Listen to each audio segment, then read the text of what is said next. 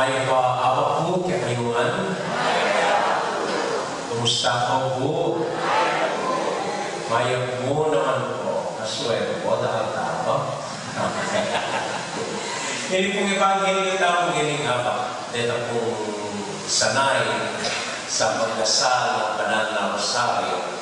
Makikilala po ito bilang kwento na tinatawag natin ang payapang pagdalaw ng mahal na ina sa kanyang kamag-anak na si Elizabeth. The Visitation. Pero ayaw kong tingnan ang kwento nito sa aspekto niyon. Tingnan po natin at pagkilay-nilay natin ang isang salita sa Ebanghelyo na 3 o mga 4 na beses na inulit ni Elizabeth.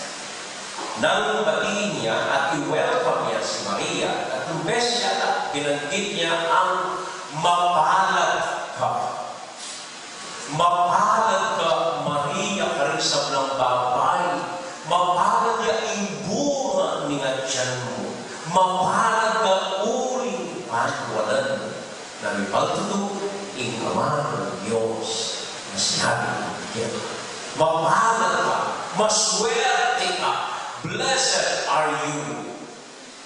Kailan natin pwedeng ituring ang isang tao na tunay at totoong mapalad at maswerte?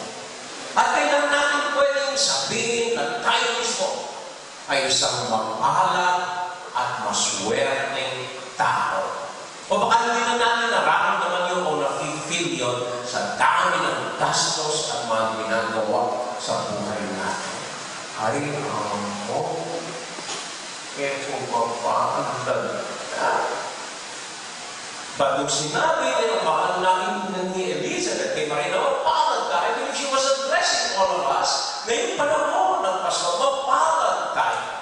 So, ang pag-nilay natin ay paano natin maituturing ng isang tao ay mapalad?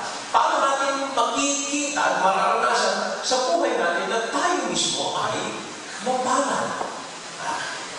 Tatlong simpleng paraan at tugon ko na naniniwala ko ang siyang tinutukoy ni Elizabeth, hinggil kay Maria at para sa atin lahat bilang mapapalad na anak ng Diyos. Una, mapalad tayo kapag nagagawa natin ang trabaho natin araw-araw. Madalas ko kasi iginudugtog natin ang mapalad at maswerte kapag halimbawa tumama ka sa loto ng milyon-milyon. O kaya, hindi ko naman po sinasuggest ito kaya kapag nanalo ka ng wedding. O kaya kapag nagkaroon ka ng bagong kotse, mapalad ka. O kaya kapag nakapagtayo ka ng isang malaking palasyong bahay, mapalad ka. Tanungin ko kayo, sino nang nanalo ng 10 milyon sa loto dito?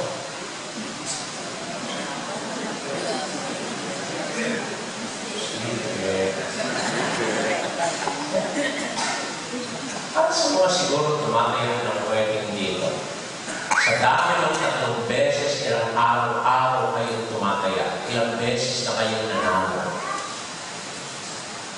Si Brethren, ganun kayo muna yung nagkaroon ng bagong kotse. So, kung yun lang ang basihan natin ng mapapalad, di lahat tayo hindi mapalad. No? Di lahat tayo sawi. At tapos hindi mapalad, tapos palad. Pero may naniniwala, hindi. Minsan po nung ako'y nasa Domos, Pastor, retirement ng mga pare. May isang matandang pare po doon si Apo Panji, may kita 90 years old. No, ulyanin na, paulit-ulit na yung sinasabi, alos hindi na makapag-misa, matanda na, nangihihing na sa salawa. Pero pag kita ka tayo, walang problema na nakagdakag nakangiti at yung makita ako, ayun doon, nakalimutan ko, sabi sa akin. Tapos minsan tinanong ko, sabi ko, may kita na ng 90, matanda ka ng ulyanin at hindi na nakakapag-misa. misa, pero mukhang masaya ka pa. Ano sikreto mo? Itutuloy mo ba ang mapalad ka? Sabi ko sa kanya. Ano po yung sagot sa akin ni Abu Pandi Amok? Sabi niya, ako'y mapalad. Yun lang naging tapat na pari ako hanggang ngayon. Mapalad na ako. At ako naisip na ang kapalad. Tuloy na mapalad. Marami po nadidinig na mga magulang, mga kaibigan na nagsasabi sa akin, Amo, yun lang nakaraos kami sa umaghapon, mapalad. Yun lang sinsan nila rin anak niya mo, mapalad. Yun ang kasama namin, yung asawa namin, na ngayon, mapalad. Ang mapalad mo ay hindi naman yung mga malalaking karbong, mga malalaking pangyayari sa buhay natin, hindi naman pangyayari yun. Ang mapalad ay yung mga ordinaryong araw-araw na nagagawa natin ang gusto natin at mahal natin. May nabasa ko kung isang kwento noon mag-asawa. 32 or 35 years old pa lang yata yung babae, biglang na-atake at namatay. Ayaw ko sabi.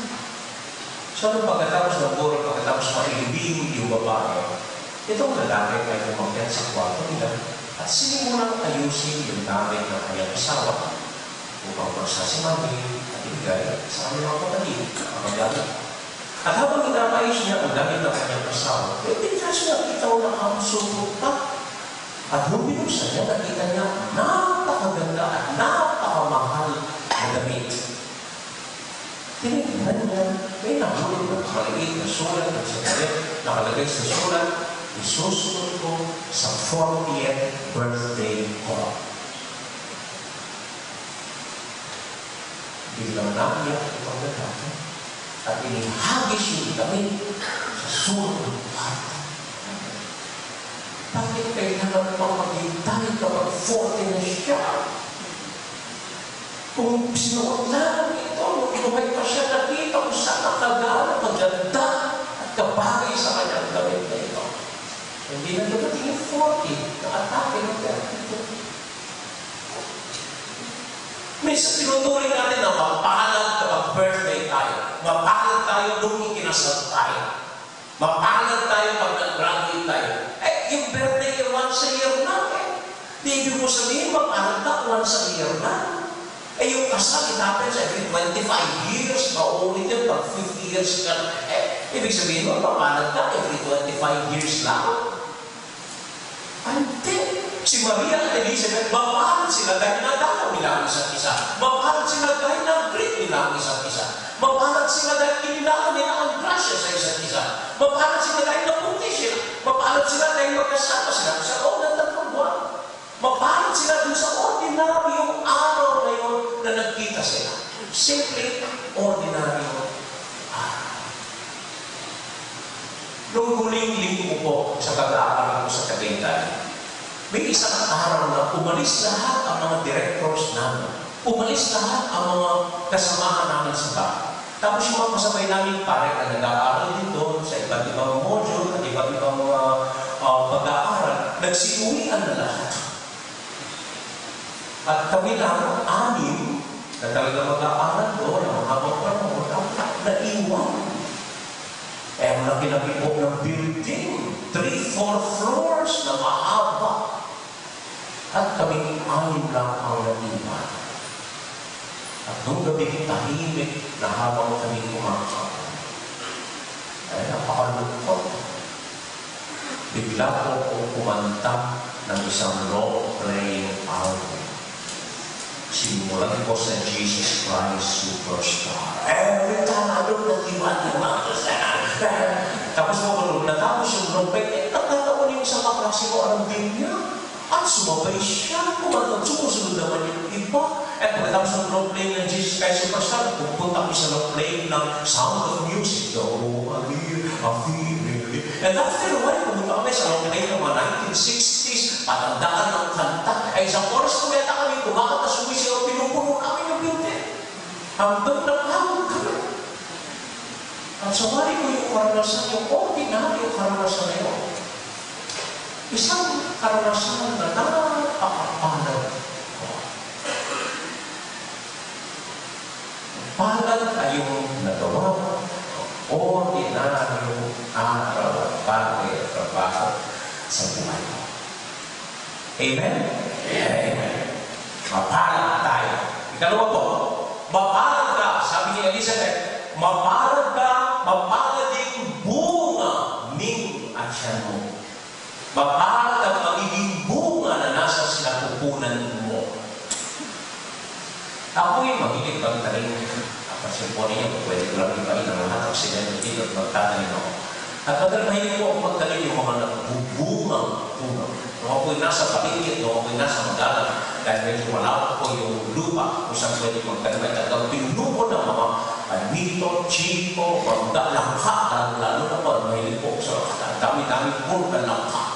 At bawat puno tinatanim ko, naghihintay ko ng bunga. Mapalad ang puno na maraming bunga at mapalad ako na nagtanim ng activity doon sa mga bunga. Eh, yung mga puno akong tinanim na walang bunga. Kahit gaano ko dinidilig at kinilihan, walang bunga. Pinagbubuga. At ano ang ginagawa natin sa puno kapag walang bunga? Kung marunong tanim sa iyo, ang ginagawa ko sa puno kapag hindi nagbubunga, alam nilo na. Hindi mo po patuloy. Kukuha ka ng itak at susugatan mo yung pinakapuno. Magbuka ka na. Hindi mo po patuloy. Panapakan mo yung lele ng itang puno. At mamaya-maya na, biglang nakabunga. Minsan po, may nabasa akong libro ng science. At sabi nila, may scientific explanation ito. Kasi raw yung puno, kung minsan, buhay yan eh. May buhay yan. Bakit? Yung puno daw, kung minsan, akala niya ang buhay, tungkol lang kay lagu-lagu. Dagdag ang bulong, dagdag ang sama, dahil ka bulong, malakabong ka, lagu-lagu yan po. Bala na yan ang kabaldugan ng DNA ito. So, uling lagu-lagu yan. Ewan mo nga, itangin, datang ko, at parawakan me. At kapag nasaktan siya, dahil nabuhay siya, feeling niya, pumangit siya. So, nawala yung sense na lagu-lagu at dahil nasaktan, magsisimulang magkakaroon ng bunga. Kung minsan marami sa atin, akala natin ang bini ay lagu-lagu na. Basta't milalakos ko. Basta't okay ka. Lagu-lagu ka. Tapos kapag nasaktan at dumating yung iba't ibang trahedya sa buhay mo, ay naku, doon na magigising at makikita kung ano bang lakas loob at kagandahan nasa kalooban mo. Ikaw ay magbubunga ng tiyaga at pananampalataya. Ano po niyo sila Elizabeth at Maria? Akala niyo mapapalad sila? Kung titignan po niyo sa tunay na buhay at karanasan, hindi naman sila talaga mapalad. Si Elizabeth, nung tumanda, doon nagkaanak. May kaibigan po ako minsan, walo na yung anak, at nung 42, nabuntis pa. At hindi ko nakita, at nandinalo ko, nagtatago sa hiya. Ano, napakawin. Wala na ako, nakikapurek ka doon sa may bugtog ko, hindi. Nakakaya lang. Kaya tumanda, siya ako buntis. At si Maria, tatawarin po ako ng mahal na ina. Kung minsan iniisip ko, nagpunta dinalo ni Maria si Elizabeth para bisitahin. Hindi. Para magtago at magpahinga. Biruin ko, dalaga, bigla ng buntis.